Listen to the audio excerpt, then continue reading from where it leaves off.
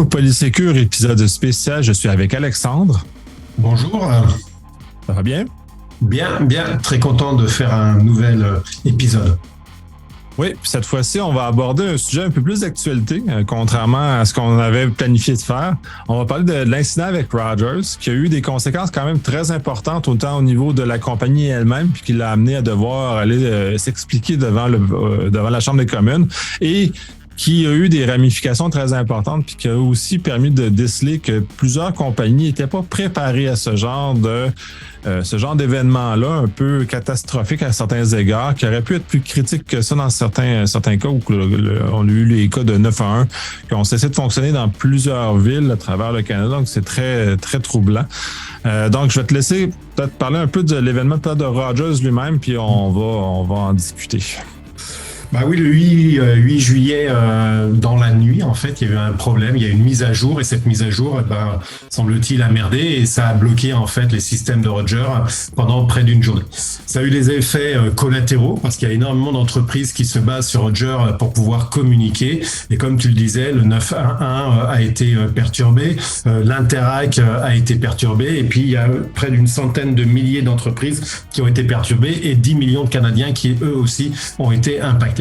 Donc c'est une conséquence assez énorme. C'est pas la première fois que ça arrive.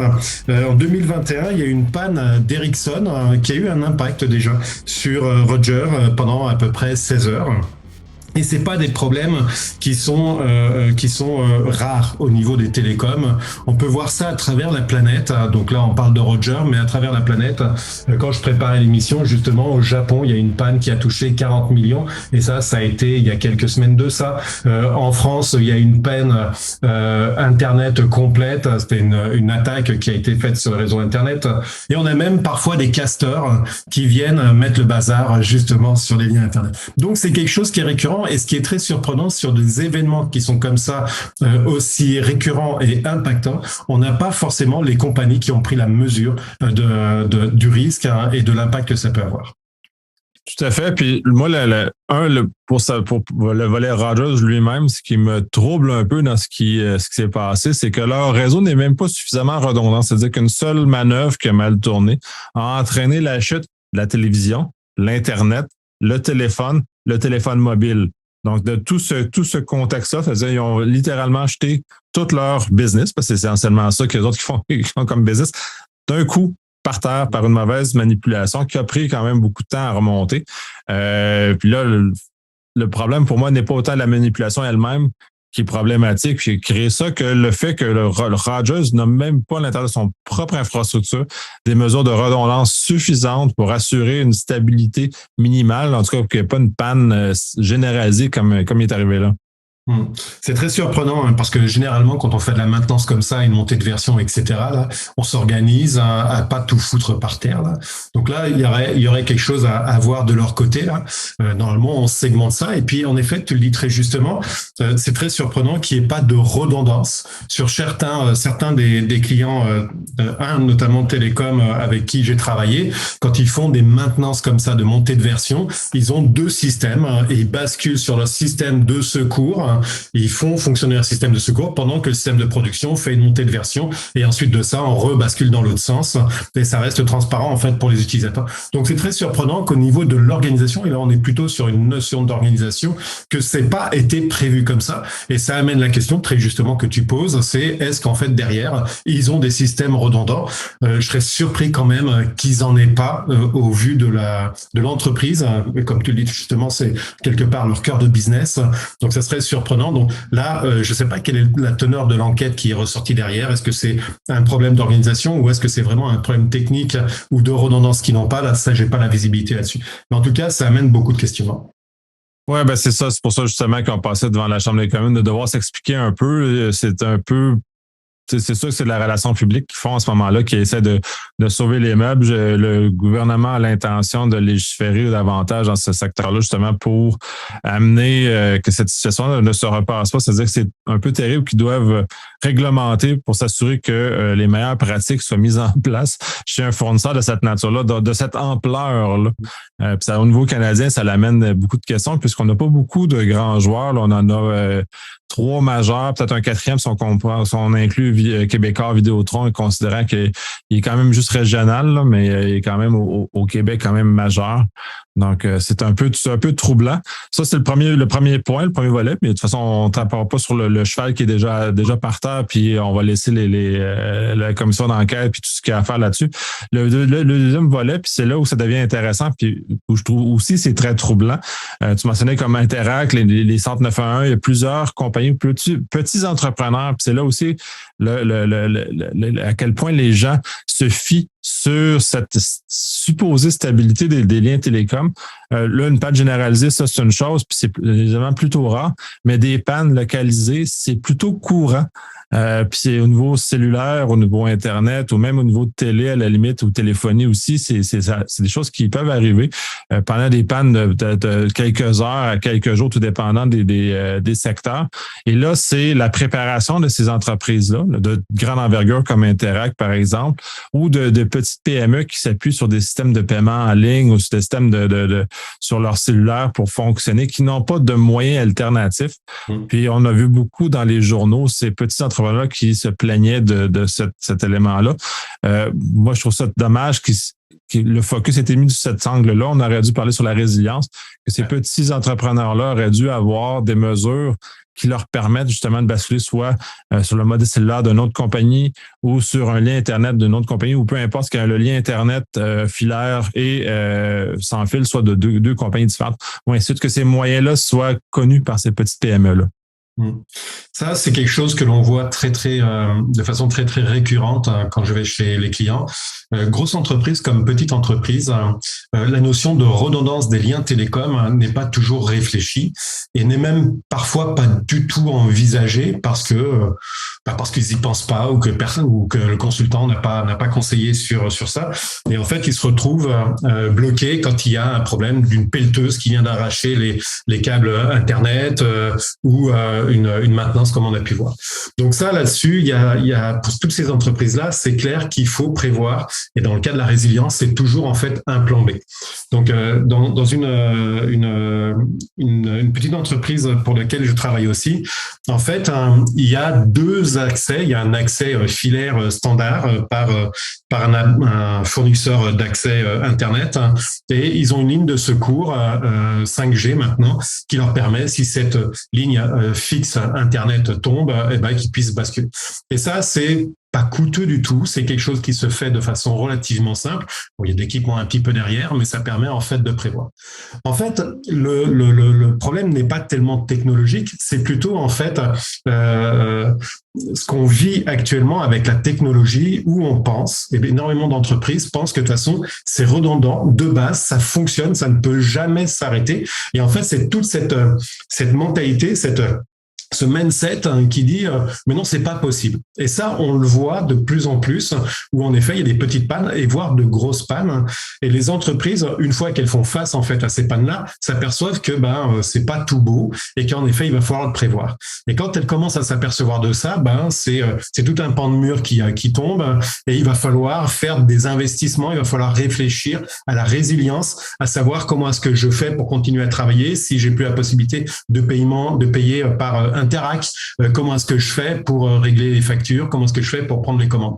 Et tout ça, en fait, c'est des philosophies de résilience à mettre en place aux entreprises, et c'est quelque chose, c'est un énorme travail. Et la seule façon de le faire avancer, c'est quand justement il y a des pannes comme Rogers ou d'autres choses. Le 11 septembre a été un exemple flagrant là-dessus, où une bonne partie des compagnies, ensuite de ça, ont mis en place des plans de continuité d'activité. Donc il y a beaucoup d'éducation à faire par rapport aux entreprises, et c'est pas toujours évident avec leur quotidien de bien leur faire comprendre que si elles perdent leur lien télécom, elles perdent une partie de leur business en entrée et en sortie.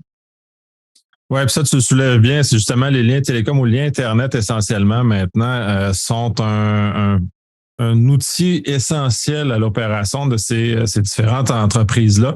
Puis maintenant, même les petites entreprises, là, ils parlaient de justement l'incapacité de recevoir même les commandes parce que les systèmes étaient tombés. Ça l'amène la réflexion, de ces entreprises-là devraient justement faire, c'est de réfléchir à comment leur modèle d'affaires s'opère et quels sont les composants technologiques dans ce cas-ci qui leur permettent d'opérer correctement et d'arriver à ce genre de choses-là. Puis c'est justement là, entre autres, ton entreprise permet de les guider.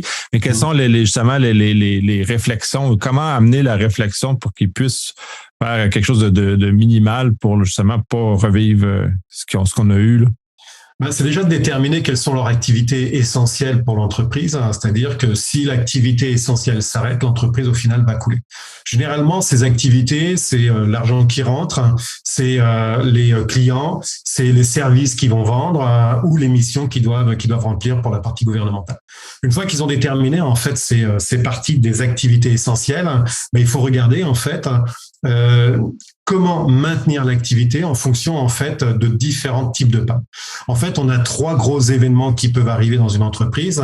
C'est la perte de l'informatique, quel que soit le type d'indisponibilité de l'informatique. Et là, dans le cas de Roger, c'était l'accessibilité en fait à l'informatique, paiement, Interac, appel du 911, prise de commande, etc.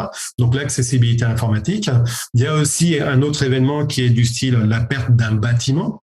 Donc, accessibilité à un bâtiment. La pandémie a donné ce genre de choses-là. Des grèves peuvent donner ce genre de choses-là. Et puis, une autre catégorie, c'est la perte des personnes clés, des spécialistes. Et là, dans le cas de Roger, l'ingénieur en chef, semble-t-il, était en congé au Portugal lorsque c'est arrivé. C'est pas de sa faute, je veux dire, c'est juste une conséquence. Mais dans ce cas-là, normalement, il y a un adjoint, etc. Bon, il y a une organisation qui se met en place. Donc là, c'est 3 gros, en fait, risques qui peuvent être là-dessus. Et donc, ces entreprises-là doivent commencer à réfléchir à ça. Si mon personnel clé n'est pas là, c'est qui va le remplacer? Si mon informatique n'est plus accessible, comment est-ce que je fais pour maintenir mes activités? Si mes personnels ne peuvent plus accéder sur les bureaux, comment est-ce que je fais pour gérer mes activités? Il y a une 4e volet qu'on voit maintenant beaucoup, là, c'est tout ce qui est la chaîne d'approvisionnement. Et ça, avec la pandémie, là, on s'est pris une bonne grosse claque là-dessus, là. Donc, on a beaucoup appris là-dessus. Mais là encore, les entreprises ne sont pas forcément sensibilisées. Donc là-dessus, les entreprises, savoir quels sont les services essentiels, les connaître, et ensuite de ça, en fonction du type d'événement possible, commencer à mettre des solutions de contournement. Si je reprends le cas de Rogers, donc les télécoms, on prend Rogers parce que c'est eux qui sont sous les projecteurs, mais il y en a plein d'autres, des problèmes de communication. Là, c'est de regarder comment est-ce que je peux faire si mon lien principal est indisponible pour pouvoir avoir un lien secondaire. Et ça, des liens secondaires, c'est très très simple. Pour une majeure partie des indépendants, par exemple travailleurs indépendants, moi je suis chez Bell, j'ai un lien Vidéotron, ce qui fait que si Bell tombe, je bascule sur mon lien Vidéotron, et j'ai une 3e sécurité avec un lien cellulaire qui me permet justement de pouvoir continuer à faire mon business, notamment quand je fais des formations en ligne. Je peux pas me permettre d'avoir une rupture de communication, donc dans ce cas-là, j'ai tout le nécessaire.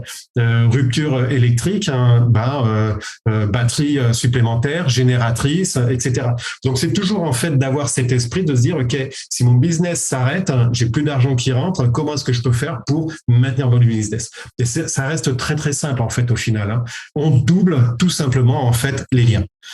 Il y a un coût, bien évidemment. Moi, chez Bell, je paye tant. Chez Vidéotron, je vais payer autant. Et puis, ma ligne cellulaire, je vais payer tant. Donc, il y a un coût, mais c'est rien par rapport en fait à la perte que l'on peut avoir d'une journée d'indisponibilité.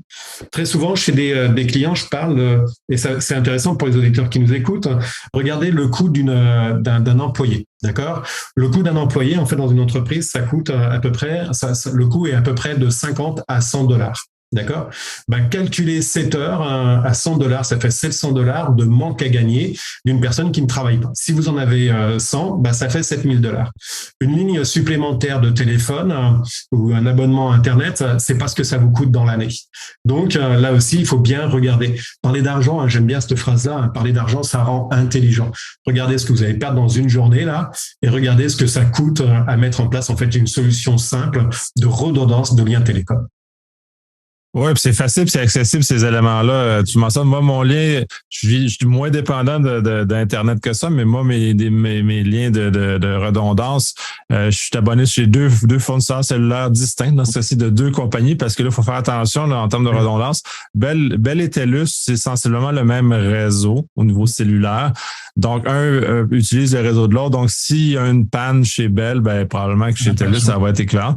Fait que j'ai un abonnement chez Rogers, j'ai un abonnement chez chez Bell dans ce cas-ci, justement pour avoir toujours une ligne téléphonique cellulaire disponible, peu importe ce qui arrive, et l'Internet qui est inhérent avec ce genre de choses-là. C'est sûr que ma ligne secondaire n'est pas de même qualité, de même ampleur que ma ligne principale. Ma ligne principale me coûte beaucoup plus cher parce que je l'utilise en temps normal de façon très grande, mais ma ligne secondaire, elle est un petit forfait très facile, très peu dispendieux, puis qui en cas de pépin ou en cas même de pas de couverture en termes de cellulaire, en termes de hors couverture, parce que la couverture de Rogers n'est pas la même que Bell TELUS. Donc, ça nous permet aussi de me dépêtrer dans des contextes de couverture un peu plus déficiente dans certains cas. J'ai pas le même au niveau Internet, je l'ai pas. J'ai pas installé un deuxième lien. C'était dans mes plans de Manila et la génératrice, elle s'en vient normalement en 2023. Les pannes électriques que j'ai eues m'ont énormément frustré. Pas que ça m'a fait des pertes monétaires parce que je vis pas autant de façon directe que toi, mais il demeure que en pleine rencontre, quand le courant vient à manquer, que tout tombe, tout arrête, c'est quelque peu frustrant.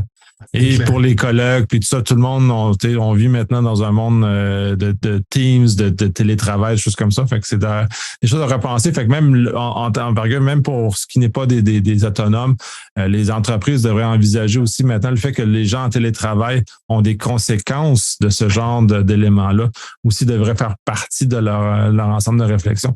Que si ces employés ne sont plus capables de travailler pendant 24 heures parce que leur résidence, ça ne fonctionne plus, soit les ramener au bureau, les ramener dans une chose, d'amener cette réflexion-là, quitte à doubler les liens Internet chez certains employés clés là, qui sont nécessaires là, à ce moment-là. Clairement, là, il y a toute une réflexion. Ce que tu amènes est intéressant dans le sens du coût. C'est vrai que souvent chez mes clients, ce qui revient, c'est en fait le coût d'une solution en fait de secours, etc. Et il faut bien voir une chose, c'est que généralement une solution de contournement, c'est pas le même niveau que ta solution primaire.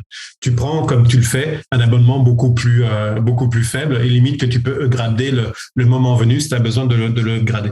Ce qui permet de réduire les coûts, sachant que de toute façon, c'est quand même une ligne de secours. Ensuite de ça, si tu as en fait une ligne équivalente, tu peux t'en servir de ligne de délestage pour un site ou sur un autre, etc. Il y a plein d'utilisations en fait de systèmes qui permettent de réduire les coûts. On a beaucoup ça, c'est ce que je mets beaucoup maintenant chez des clients qui ont plusieurs centres informatiques, c'est ce qu'on appelle la répartition des actifs. Répartition des actifs, habituellement, ce qu'on voit, c'est toute la production dans un centre informatique et puis on a un centre de secours qui permet de nous prendre en cas de reprise. Mais en fait, ce centre, il fonctionne de façon limitée et puis il n'y a pas tout dedans. La répartition des actifs consiste tout simplement à répartir en fait nos systèmes de production sur les deux sites ou alors nos systèmes de non-production sur les deux sites, ce qui fait que si un site est indisponible, l'autre continue à fonctionner. Donc, on perd en fait que 50% de nos environnements. Donc, ça aussi, c'est toutes des réflexions à amener. Il y avait un autre sujet que tu amenais sur justement le télétravail. Ça, le télétravail, moi, vraiment, la pandémie, ça a été une belle réussite pour tout ce qui a été la mise en place du télétravail. Il y avait des projets qui devaient durer 2 ans, ça s'est fait en 24 heures. Donc, comme quoi, c'est possible de pouvoir faire avancer des projets qui durent 2 ans en 24 heures. Donc, par rapport à ça, maintenant, c'est vrai qu'on est arrivé sur le fait que les personnes travaillent chez elles. Et donc, on a réparti toutes ces personnes-là à disposition. Il faut prévoir, en effet, et on discutait justement avec un des clients qui posait la question, mais si moi, mon personnel, sa maison passe au feu, qu'est-ce qui se passe? Là, c'est assez simple. Si la maison passe au feu du personnel, il va avoir d'autres chats à fouetter que d'aller travailler. Là, il va falloir que déjà il sécurise sa famille, qu'il se trouve un autre logement, etc. Et seulement après, il va commencer à réfléchir à aller travailler. Et aller travailler, il va aller travailler tout simplement au bureau. Et là, on va le rééquiper parce que généralement le matériel est passé au feu. On va le rééquiper et tout ça, en fait, ça se prépare.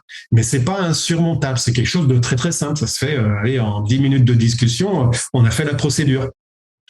Ensuite de ça, on a eu le cas justement pour les personnes clés. qui sont pareil à domicile.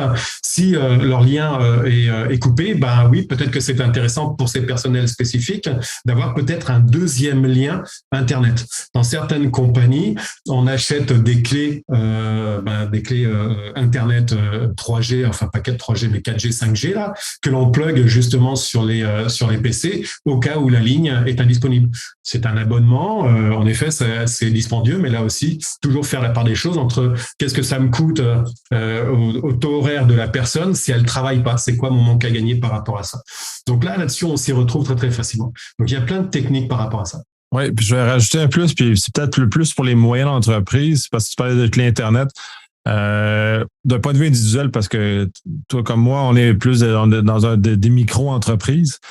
Fait que le coût est pas le même, on n'a pas un volume, mais si on est dans une PME, par exemple, de moyenne taille, ces clés-là peuvent se prendre sur un abonnement. On a un abonnement pour l'ensemble des clés et c'est plus un coût individuel à payer. Donc, c'est pas si dispendieux que ça quand on prend dans un bassin de données où on n'a pas à payer par individu, mais on paye vraiment pour l'ensemble du bassin. On a un gain assez important de ce côté-là qui vient réduire la perception du coût très dispendieux que d'équiper tous les gens comme ça. Fait que c'est important de ne pas s'arrêter à ça et de justement aller trouver les moyens d'économie à travers ça.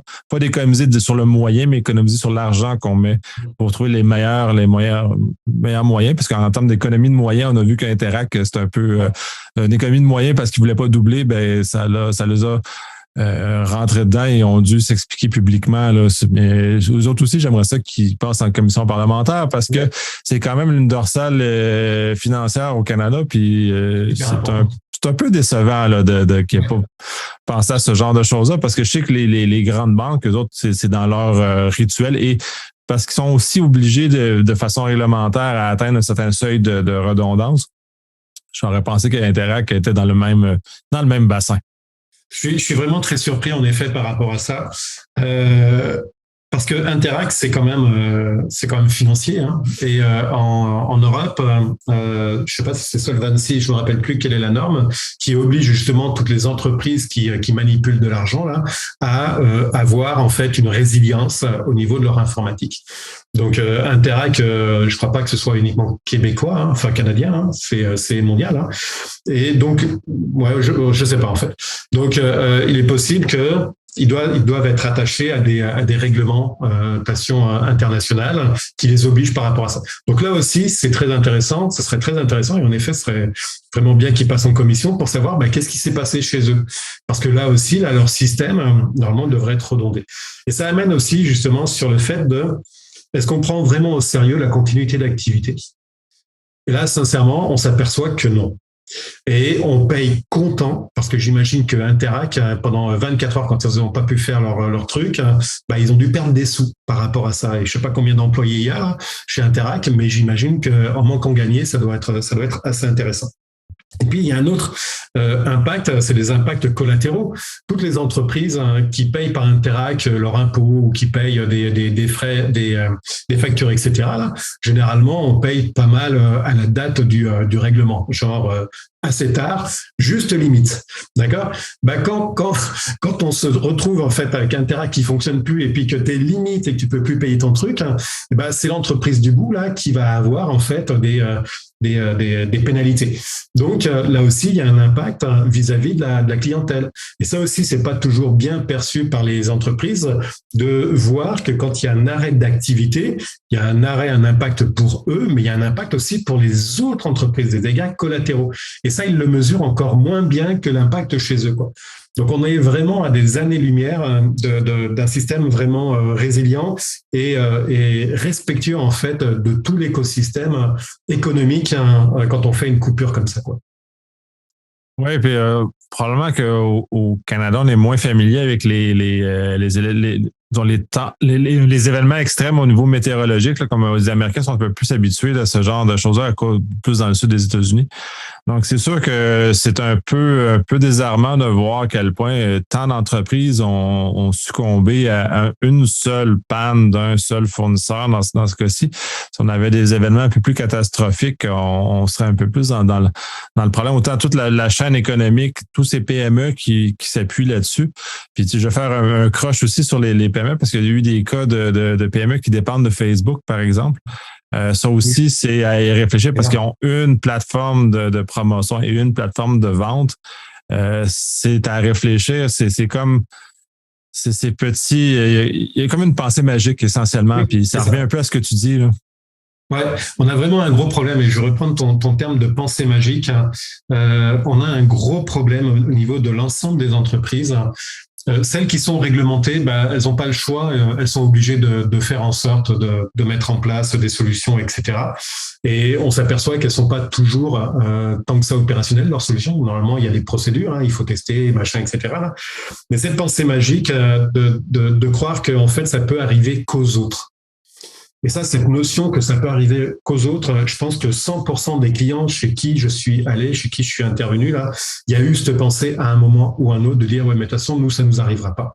Et j'ai un client sur justement la cybersécurité. Moi, je m'occupe pas de cybersécurité. Je m'occupe que quand la cybersécurité n'a pas fait son rôle et que tout est par terre, il faut relever. Et en fait, le client me disait, mais chaque année, je dépense à peu près $200 à $500 sur la cybersécurité. J'ai pas besoin de reprise informatique derrière. J'ai pas besoin de continuité d'activité. Et je lui ai expliqué, si vous en avez besoin, parce que prenez votre cybersécurité comme étant un rempart de votre château fort. Il n'empêche que les hackers, tôt ou tard, ils vont passer par-dessus le mur. Et quand ils vont passer par-dessus le mur, ils vont foutre un beau bordel dans la cour de votre château fort. Et donc, dans ce cadre-là, il va falloir reconstruire. Et c'est ça, la continuité d'activité, c'est ça, la reprise informatique. Il n'y a aucun doute, et on le voit régulièrement avec les zero day ou toutes les nouvelles solutions, là, il y a des systèmes qui tombent, et tu as beau avoir la plus belle cybersécurité, l'avoir payé des centaines de milliers de dollars, il n'empêche que tôt ou tard, tu te feras dépasser. Et en fait, il faut être conscient de ça. Et ça, toute cette pensée magique de dire, ouais, mais j'ai de la cybersécurité, j'ai pas besoin du reste. Ça aussi, c'est un combat qui est quotidien pour moi, en tout cas, parce que on a vraiment, en fait, cette pensée magique de dire, ouais, mais non, on est super sécurisé, ou alors on est trop petit. Je discutais avec une autre personne que j'avais interviewée, et on est trop petit, ça nous arrivera jamais. Pourquoi est-ce qu'il s'intéresserait à nous? Donc ça, cette pensée magique, elle est destructrice au possible. Parce que justement, une fois qu'ils se font taper dedans, là, ils pleurent toutes les larmes de leur corps en disant « Ah oui, si je vous avais écouté, oui, on pourrait redémarrer. » Et puis là, on en a pour plusieurs semaines à redémarrer, on est dans la merde. Donc, c'est terrible, cette pensée magique. Et tous les jours, je me bats. Et tous les jours, j'essaie de trouver des solutions. Et en fait, c'est la sensibilisation. C'est les émissions comme tu fais, là, qui permettent justement de sensibiliser. Les vidéos que l'on fait, les articles, etc. Là. Et ça, c'est vraiment un plus. Et d'ailleurs, je te remercie de faire ces émissions parce que justement, ça aide la cause à sensibiliser justement toutes ces entreprises, et notamment les petites qui sont pas forcément armées, aussi bien financièrement que technologiquement, là, à justement appréhender tous ces risques. Les grosses, elles ont les moyens, là, et même les grosses, on le voit avec Roger et puis Interact et puis plein d'autres, et même en ayant les moyens, là, elles se foutent les pieds dans le tapis. Ouais, à terme, c'est même pas une question de moyens parce que puis tu l'as dit clairement, puis on l'a répété, les moyens technologiques à notre disposition sont généralement peu dispendieux, ou en tout cas suffisamment à la portée des petits entrepreneurs. Là. Les petits entrepreneurs qui ont été pénalisés pendant qu'ils ont perdu 24 heures de vente dans le cas de la panne chez Rogers auraient pu, avec quelque chose à peu de frais, continuer à opérer pendant ce 24 heures-là. Fait que pour un petit entrepreneur qui ne fait pas, parce que là, ils prennent toujours les exemples les plus dramatiques dans les journaux, mais il demeure que pour des très petits commerces, une perte de 24 heures de revenus, c'est immense pour leur entrée d'argent. Donc, leur capacité à vivre, à atteindre les deux bouts puis à rester en vie. Fait que c'est très, très, très dramatique pour ces entreprises-là, ces petites entreprises-là de vivre ça, car des mesures simples et facile et accessible auraient été à leur disposition. On va conclure sur ça pour cet épisode-ci. Je pense qu'on a bien couvert le cas de Rogers et les ramifications que ça a. C'est le fun de parler d'un cas concret parce que là, on a vraiment quelque chose de réel et les gens, pendant peu de temps, malheureusement, parce qu'on oublie vite, vont moins être sensibilisés, vont commencer à réfléchir à ce genre de choses-là, puis on va continuer à propager ce message-là d'essayer de sensibiliser les gens à réfléchir sur quelles sont les mesures et qu'est-ce qui est essentiel à leur business pour opérer. Je te remercie énormément pour ton temps et ta générosité. Bye.